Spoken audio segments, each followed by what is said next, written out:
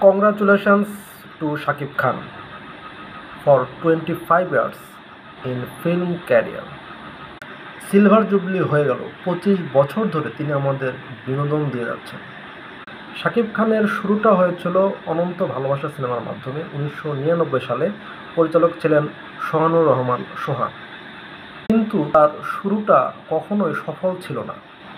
সে সময় তার সমসাময়িক নায়কদের তুলনায় তিনি পিছিয়ে ছিলেন, কিন্তু 2008 সালে প্রিয়া আমার প্রিয়া সিনেমার মাধ্যমে তিনি ঘুরে দাঁড়ান এবং সেই থেকে তিনি আজও নাম্বার 1 রয়েছেন। 2008 সালের পর তিনি যেন নতুনভাবে নিজেকে আবিষ্কার করেছেন।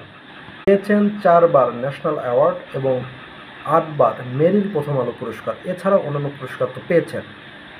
তিনি খুবই পরিশ্রমী একজন মানুষ, যার ফল তিনি পেয়েছেন। হ্যাঁ, তার পার্সোনাল জীবন নিয়ে তার অনেক কন্ট্রোভার্সিও আছে।